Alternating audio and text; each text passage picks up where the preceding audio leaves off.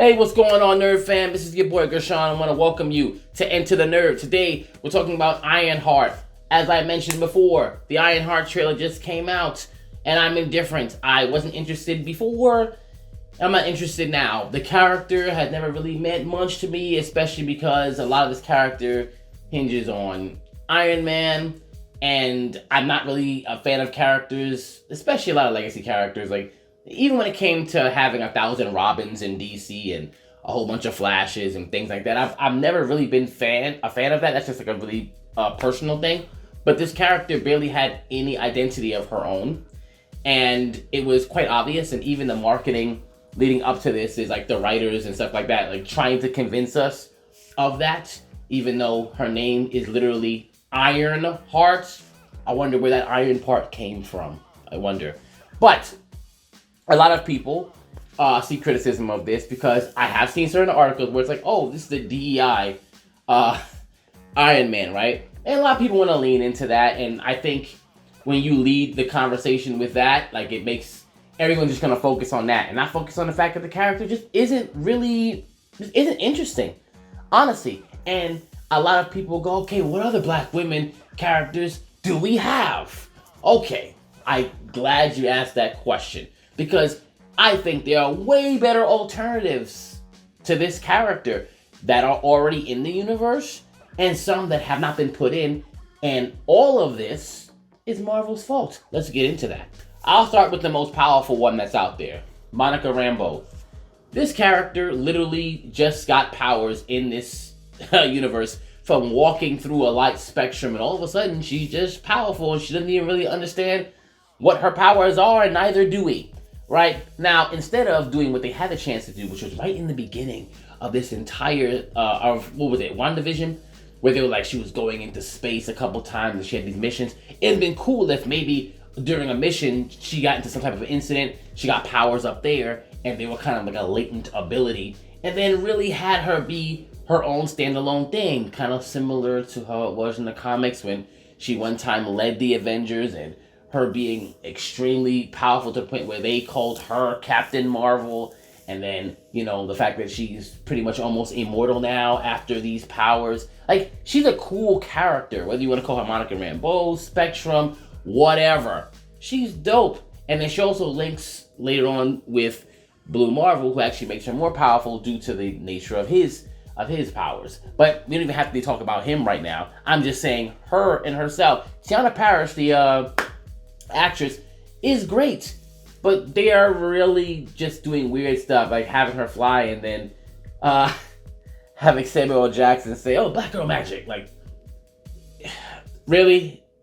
Like, are you gonna narrow her down to like quite literally just a skin color, or can we just talk about how cool of a character she could be? You could still talk about how smart she was. You could do all those type of things, but they just don't do right by that character. Then Missy Knight, who obviously isn't in this current version of MCU, but she was in the in the Netflix series with like Luke Cage and even Iron Fist, stuff like that. Now, Simone Missick, in my opinion, was never the right person to play because she couldn't actually match the physicality.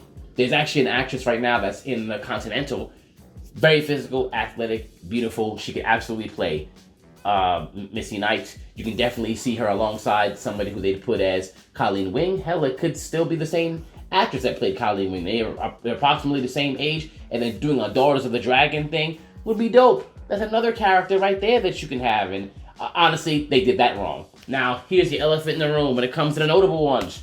Storm. She's not here yet, right?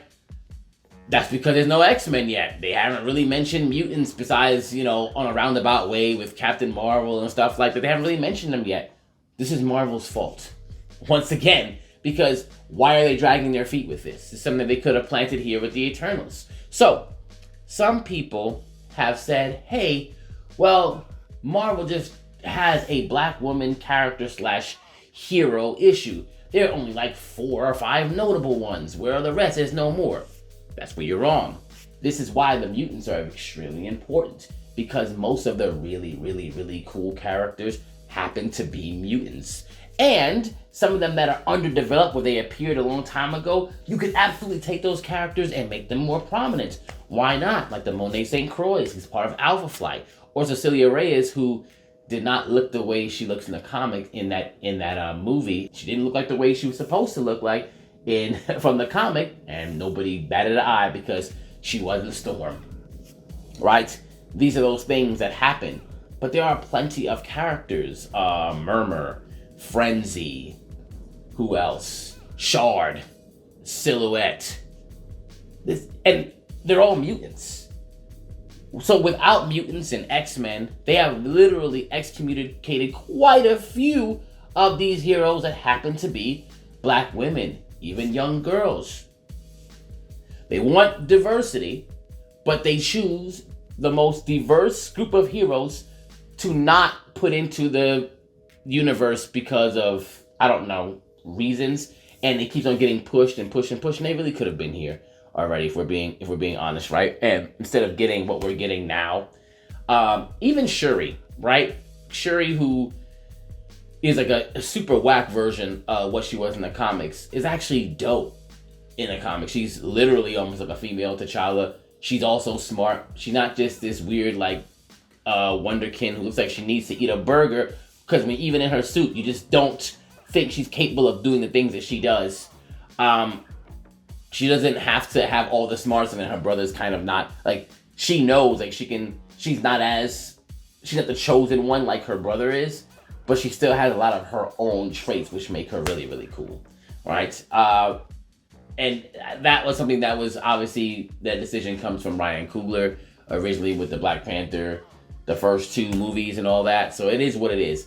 But I've had on this screen, as I've been talking, a whole bunch of characters that could be used, that all happen to be used. I know you've seen them as I'm talking, because I really wanted you to see that there are so many, but they just have to flesh them out. If there's anything that Marvel is guilty of, is making like characters from like 93 or like early 2000s or late 80s and introducing them and then not talking about them again for another 20 or 30 years. They do that type of stupid shit. But that doesn't mean they don't exist. Let's get them out there, and let's not make these weird characters that need to hinge on a whole other character in order to even exist. Let me know, what do you think? And to the nerd.